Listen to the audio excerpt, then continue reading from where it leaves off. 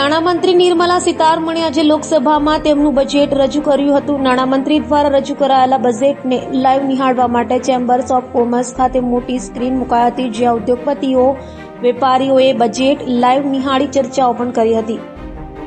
નાણામંત્રી નિર્મલા સીતારમણે સવારે 11 વાગે લોકસભામાં તેમનું બજેટ વાંચવાનું શરૂ કર્યું હતું। કેન્દ્રીય નાણામંત્રી નિર્મલા સીતારમણ લોકસભામાં બજેટ રજૂ કરી રહ્યા છે। તેમણે કહ્યું, ભારતની જનતાએ વડાપ્રધાન મોદીના નેતૃત્વવાળી સરકારમાં તેમનો વિશ્વાસ વ્યક્ત કર્યો છે। તેઓ ઐતિહાસિક ત્રીજી ટર્મ માટે ફરીથી ચૂંટાયા છે। મુશ્કેલ સમયમાં પણ ભારતની અર્થવ્યવસ્થા ચમકી રહી છે।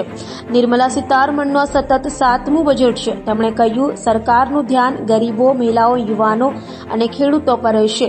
સરકાર નોકરીની તકો વધારશે। તો સુરત ચેમ્બર્સ ઓફ કોમર્સ ખાતે બજેટ નિહાળી રહેલા વેપારીઓ અને ઉદ્યોગપતિઓએ મીડિયા સમક્ષ પ્રતિક્રિયા આપી હતી।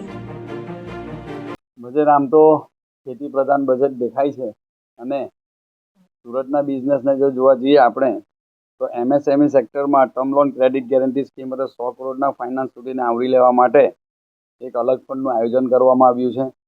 બીજું સ્ટેટ એસેટ પીરિયડમાં પણ ફાઇનાન્સ જરૂરિયાત સંતોષાય તેનું ધ્યાન રાખવામાં પણ આવ્યું છે। ખાસ મધ્યમ વર્ગ માટે જે મુદ્રા લોન 10 લાખ સુધીની હતી તેને 20 લાખ સુધીની લિમિટ કરવામાં આવી છે।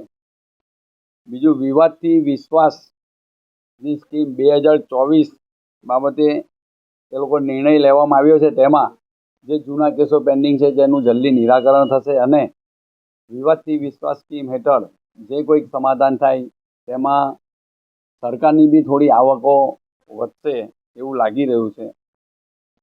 એવું વચન આપવામાં આવ્યું છે કે 1961થી જે ઇન્કમટેક્સના કાયદા ચાલી આવ્યા છે તેને સુધારા કરવામાં આવે, એને બદલવામાં આવે અને ખાસ ટેક્સટાઇલમાં સ્પેન્ડેક્સ યાર્ન ઉપર એના રો મટીરિયલ જે આવતું રો મટીરિયલ પર 7%થી લઈને 5% સુધી એટલે 2%ની એમાં રાહત આપવામાં આવી છે।